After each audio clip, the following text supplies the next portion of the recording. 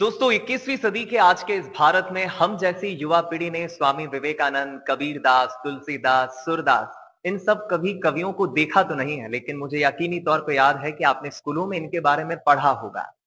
रिश्ते कैसे निभाए जाते हैं, जीवन कैसे दिया जाता है। ईश्वर ने अगर हमें अमूल्य जीवन दिया है तो उसे हमारा उसमें हमारा किरदार हमें कैसे निभाना, ये हम में से बहुत से लोग भूल जाते हैं। लेकिन उन सभी किरदारों को जीवंत करके मंच पर प्रस्तुत करने वाले भारत के, मैं कहूंगा, वन मैन आर्मी है। पद्मश्री से सम्मानित और छत्तीसगढ़ के लाल मैं कहूंगा, क्योंकि छत्तीसगढ़ में जन्मे हैं, बंगाली फैमिली से आते हैं। पद्मश्री से सम्मानित शेखर सेन सर मेरे साथ इस वक्त हैं। शेखर जी, बहुत स्वागत है आपका एनडीटीवी में। बहुत बहुत धन्यवाद। और सबसे पहले एनडीटीवी छत्तीसगढ़ और एनडीटीवी मध्य प्रदेश के सभी दर्शकों को हमारा प्रणाम स्वीकार हो कि उन्होंने एक एनडीटीवी जैसी बड़ी कंपनी, अब वहाँ के न्यूज़, हम वहाँ के समाचार हम आसानी से देख पाएंगे। आप सबको बहुत बहुत शुभकामनाएं और बधाई। बहुत शुक्रिया सर। हम जैसी जो युवा पीढ़ी है, आज की जनरेशन, कहते हैं टेक्नोलॉजी के जमाने में बहुत एडवांस हो गई है। हमारी संस्कृति, हमारी भारतीयता जो सनातन धर्म हमें सिखाता है, इससे कहीं ना कहीं दूर भी हो रही है। आप जिन किरदारों को निभाते हैं उन्हें सिर्फ किताबों तक ही सीमित रखा है, कई जगह सिर्फ पढ़ाया जाता है। आप इस तरह से नाटक के जरिए ये संदेश देने की कोशिश करते हैं, इन्हें जीवंत प्रस्तुत करते हैं। इस पर आपका पहला ओपनिंग रिमार्क। देखिए, मैं धनुष बाण का आपको उदाहरण दूंगा कि अगर आपको बाण को बहुत आगे भेजना है तो आपको सबसे पहले प्रत्यंचा के ऊपर बाण को रख करके पीछे खींचना होगा, और जितना ज्यादा आप पीछे खींचेंगे उतना अधिक बाण आपका आगे जाएगा। वैसे ही किसी भी समाज या किसी भी पीढ़ी या किसी भी जाति के लिए यह आवश्यक है कि वो अपने अतीत से, अपने भूतकाल से प्रेरणा ले। और मेरे मन में यही भाव आया था कि भारतीय संस्कृति के जो श्रेष्ठ प्रतिनिधि हैं उनको मैं मंच पर प्रस्तुत करूं। तो पहले तुलसी, फिर कबीर, फिर विवेकानंद, फिर सूरदास, इस तरह के नाटक मैंने चुने, क्योंकि मुझे लगता है कि आज 600 वर्ष के बाद भी कबीर हमारे लिए पुराने नहीं हुए हैं। उनका विचार, उनका चिंतन आज भी उतना ही प्रासंगिक है जितना उस समय था।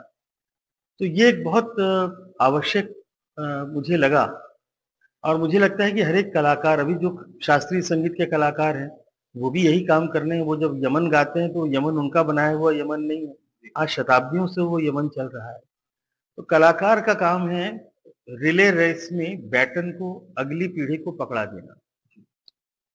सर, म्यूजिकल मोनो एक्ट को मंच पर प्रस्तुत करना, मैं समझता हूँ हर कलाकार के लिए बहुत कठिन काम होता है। शो खत्म हो जाए, कार्यक्रम खत्म हो जाए और तालियां बजती रहे, और मैंने तो महसूस भी किया है, आंखों से आंसू आ जाते हैं। ये बहुत कठिन काम होता है। आप संजीदगी के साथ लोग आपको सुनते हैं, देखते हैं, कितना कठिन होता है ये? नहीं, कठिन तो नहीं होता है, क्योंकि अगर आप नियमित अभ्यास उसका कर रहे हैं और एक कलाकार के नाते एक संतोष होता है कि आप कम से कम एक अच्छा संदेश दे रहे हैं। और बंगला में एक बड़ी अच्छी कहावत है कि आधेक धारे काटे, आधेक भारे काटे। आधा धार से कटता है और बाकी भार से कटता है। तो मेरे जो चरित्र हैं वो इतने महान चरित्र हैं कि उनका भार इतना है। अभी मैं अगर कबीर कहता हूँ आपको, या विवेकानंद कहता हूँ, या तुलसी या सूर कहता हूँ, तो उस चरित्र का हमारे मन पर उनके प्रति इतनी आस्था है कि वो भार हमारे साथ, तो पहले वो मेरा काम आधा आसान हो जाता है।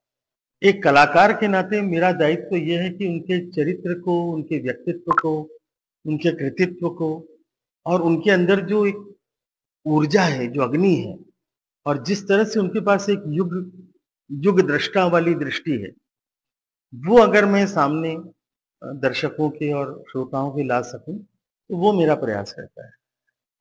आप बहुत अच्छा संगीत गाते हैं, लिरिसिस्ट हैं, लिखते बहुत अच्छा है, गाते बहुत अच्छा है, डायरेक्टर आप बहुत अच्छे हैं, और मंच पर प्रस्तुति तो मेरे पास उसके लिए शायद शब्द नहीं है।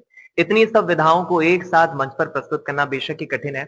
दर्शकों के लिए मैं चाहूंगा 2 पंक्ति या 2 दोहे, वो चाहे कबीर के हों, तुलसी के हों, जो आपके सबसे प्रिय हों, जो हमारे एनडीटीवी के दर्शकों को आप सुनाना चाहेंगे। अभी कबीर के ही वेशभूषा में हूँ और थोड़ी देर में कार्यक्रम शुरू होने वाला है, तो संत कबीर का ही एक दोहा गा देता हूँ।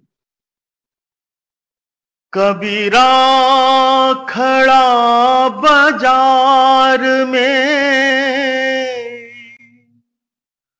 सबकी मांगे खैर, ना काहू से दोस्ती,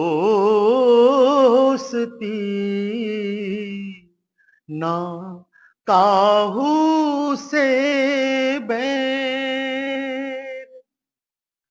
बहुत खूब। जाते जाते उन युवा पीढ़ी को मैं चाहूंगा अंतिम संदेश एनडीटीवी के इस मंच के माध्यम से, जो नाटक करते हैं, मंच पर प्रस्तुति देते हैं, पर संघर्षशील है, प्रयत्न कर रहे हैं लेकिन सफल नहीं हो रहे हैं।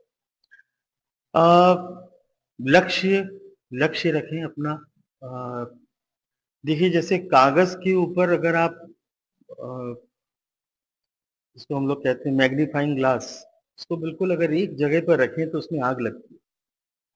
अर्जुन का भी उदाहरण हमारे पास है कि जब उनसे गुरु ने पूछा कि आपको क्या दिख रहा है, तो उन्होंने कहा केवल वो आंख मुझे दिखाई दे रही है चिड़िया की। बोले पत्ते नहीं दिख रहे हैं, पेड़ नहीं दिख रहा है, डाली नहीं दिख रही है। जिस कलाकार को भी कला के क्षेत्र में अगर सफल होना है, तो मुझे लगता है उसका लक्ष्य के प्रति एक पूरा समर्पण होना चाहिए और एक विश्वास होना चाहिए कि वो जिस कला की साधना कर रहा है। देखिए, ऐसा हो नहीं सकता कि आपकी निष्ठा पूरी हो और आपको प्रसाद ना मिले। अगर प्रसाद नहीं मिलता है तो कहीं पर निष्ठा में कमी है, उसको घनीभूत करिए और बढ़ाइए। और हमारी शुभकामनाएं कि सभी कलाकार खूब अच्छा काम करें और इस देश की संस्कृति में कला, साहित्य, संस्कृति का बहुत बड़ा योगदान रहा है। उस काम को आगे बढ़ाएं, उस यज्ञ को और अधिक ज्वाला से युक्त करें। चलिए, मैं समझता हूँ बहुत कम शब्दों में, कम समय में बहुत महत्वपूर्ण आपने बात कही है। एनडीटीवी से बात करने के लिए बहुत शुक्रिया सर। बहुत बहुत धन्यवाद और एनडीटीवी के सभी दर्शकों को मेरा प्रणाम। शेखर सेन साहब, और इन्होंने देखिए बहुत अच्छी बात कही है, कम शब्दों में बात कही है। अच्छी किताबें, अच्छे विचार, अच्छे चलचित्र हम देखते तो हैं, पढ़ते तो हैं, सुनते तो हैं, लेकिन एक कान से सुन के, समझ के दूसरे से निकाल भी देते हैं। जरूरत होती है कठिन परिश्रम की, जरूरत होती है कठिन मेहनत करने की, और फिर फल ईश्वर निश्चित ही देता है।